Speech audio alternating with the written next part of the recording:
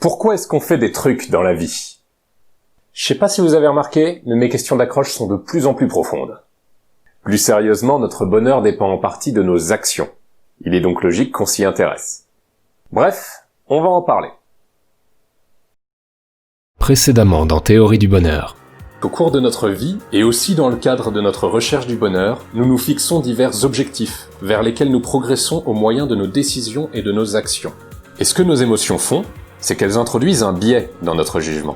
Parfois au point de nous faire aboutir à des conclusions ou à des décisions partiales, ce qui peut nous amener à agir de manière inadéquate. Plus notre savoir est vaste, pertinent et exact, mieux nous sommes à même de prendre des décisions qui servent nos intérêts.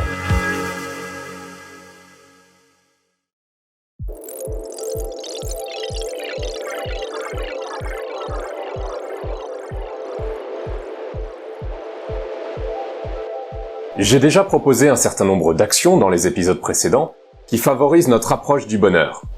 Nous agissons par exemple lorsque nous recherchons les émotions désirables et que nous évitons les émotions indésirables. Nous agissons encore lorsque nous travaillons au développement de notre connaissance, notamment en nous aventurant en dehors de notre zone de confort.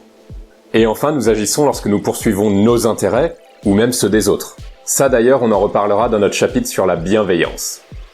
Mais alors du coup, si on est incapable d'agir, on va être en difficulté pour poursuivre notre bonheur. Dans cet épisode, je vais parler d'obstacles à notre prise de décision qui nous empêchent d'agir correctement, et je vais proposer de quelle manière les surmonter. À l'approche de leur évaluation annuelle, il est souvent arrivé que des amis me demandent s'ils devraient oser parler de leur augmentation au cours de leur entretien avec leur manager. Hors circonstances adverses particulières, ma réponse à cette question a toujours été « Oui, évidemment ». Soit vous ne demandez pas d'augmentation et vous n'en obtenez pas.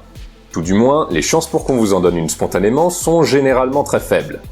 Soit vous en demandez une, et alors, soit vous l'obtenez, soit vous ne l'obtenez pas. Vu que ça ne coûte rien de demander, rationnellement parlant, il vaut évidemment mieux le faire. Au pire, on nous dit non. On peut éventuellement se vexer, mais on devrait s'en remettre. La peur du refus, qui nous retient dans ces cas-là, est irrationnelle, et il faut la surmonter. C'est la même chose avec ceux qui n'osent pas inviter à sortir la personne pour qui ils ont un coup de cœur. Prendre un râteau, ça arrive à tout le monde. C'est désagréable sur le moment, mais ça passe. Et quand la prise de risque est payante, ça vaut tous les râteaux du monde. Bon, après, évidemment, dans les deux cas de figure, faut pas y aller comme un bourrin, hein, y a manière et manière de s'y prendre. Je m'attarde pas là-dessus, on n'est pas sur une chaîne de coaching carrière, et encore moins sur une chaîne de coaching drague. Retenons juste que la cause de notre immobilisme est souvent une peur irrationnelle de l'échec, dont on se représente les conséquences de manière exagérée. Lorsque nous agissons, nous devons pleinement accepter l'éventualité de notre échec. On ne peut de toute façon pas espérer ne jamais échouer. Heureusement d'ailleurs, parce que l'échec nous permet d'apprendre de nos erreurs. Toujours refuser d'agir par peur d'échouer reviendrait à choisir de ne jamais progresser.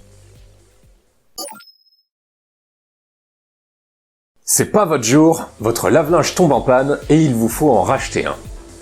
Vous ne voulez pas faire une mauvaise affaire, donc vous comparez les spécifications techniques de différents modèles, leurs fonctionnalités, vous écumez les boutiques d'électroménager pour voir les appareils, vous interrogez les conseillers clientèle, vous cherchez les offres et les conditions de reprise les plus avantageuses, vous consultez les avis en ligne, les sites d'associations de consommateurs, vous faites un tableau comparatif entre toutes vos options, puis vous vous dites « Attends, si ça se trouve, je peux en trouver un d'occasion ». Donc vous comparez les offres sur les sites de vente de particulier à particulier, vous vous renseignez sur plusieurs vendeurs, vous les interrogez, vous leur demandez des photos de l'appareil pour vérifier leur état, vous négociez avec eux le prix, la livraison, et voilà, vous avez remplacé votre lave-linge.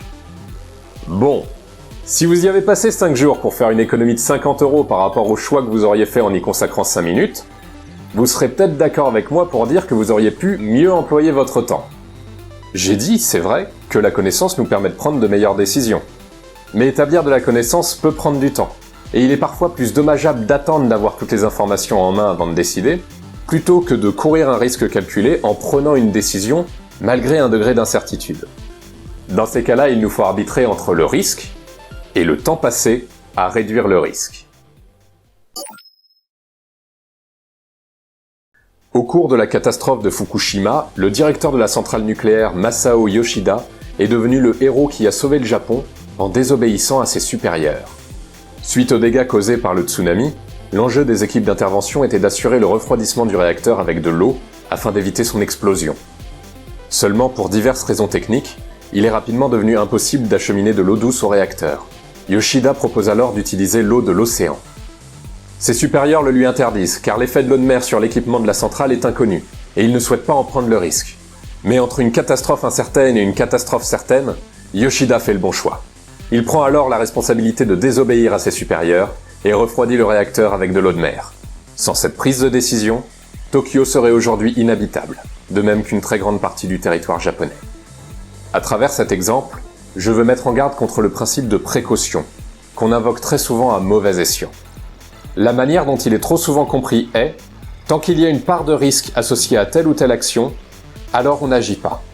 Mais si on raisonnait comme ça dans la vie de tous les jours, on sortirait jamais de chez soi. Bah oui, statistiquement, il y a toujours un risque qu'on se fasse renverser par une voiture. L'incertitude ne doit pas servir de prétexte à notre inaction. Toute action comporte une part de risque que nous devons accepter si nous la jugeons raisonnable. Zoé a récemment largué Bob, pour des raisons qui ne nous regardent pas. Elle doute de sa décision et hésite entre ne rien faire et revenir le chercher. Ce choix la préoccupe, d'autant plus qu'elle craint que si elle met trop de temps à se décider, Bob passera à autre chose. On est parfois confronté à des situations où on doit décider entre agir et ne pas agir. Si la décision est difficile, on a tendance à la repousser indéfiniment par manque de courage, ce qui revient à ne pas agir. Et il se peut tout à fait que ce soit la meilleure solution. Mais si c'est le cas, il vaut mieux que notre inaction soit décidée et non dictée par notre manque de courage. Dans ces situations, le remède consiste à reconnaître la difficulté de la décision, puis à nous fixer un temps limite au terme duquel on se force à prendre une décision définitive. A l'inverse, nous pouvons prendre des décisions trop hâtives à cause de notre émotion. On en revient à l'histoire de l'email qui nous énerve et auquel on a envie de répondre de manière incendiaire. Comme on l'a vu à l'épisode 4, si on sait reconnaître qu'on est influencé par l'émotion, on peut choisir de repousser nos décisions, le temps de retrouver notre objectivité. Il peut aussi arriver qu'on ait l'impression que notre émotion ne passera pas tant qu'on n'aura pas pris une décision. Mais ça, la plupart du temps, c'est un piège. Si Zoé a un très grand moment de nostalgie et qu'elle fonce récupérer Bob, il se peut que le lendemain, son émotion disparaisse, et que par contre, les raisons pour lesquelles elle avait plaqué Bob lui réapparaissent très clairement. Et bah, elle sera très embêtée, parce qu'elle va devoir le larguer à nouveau, et c'est pas agréable à faire. On confond généralement l'intensité d'une émotion et sa durabilité. Si on est très triste ou très en colère, on peut avoir l'impression qu'on le sera toujours. Et pourtant, nos émotions peuvent être aussi éphémères qu'intenses. Donc même si on est très affecté, je dirais même surtout si on est très affecté, il faut se donner du temps avant de prendre une décision. Lorsqu'on est fatigué, on est plus sujet aux émotions et aux erreurs de raisonnement. Il nous faut donc être conscient de notre degré de fatigue et en tenir compte pour évaluer la fiabilité de nos décisions, quitte à les repousser à un moment où on sera reposé.